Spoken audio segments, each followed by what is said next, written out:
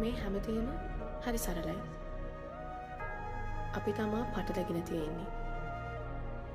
මේ කය පොළොවට පස්සෙන දවසට අපි යන්නේ තනියම.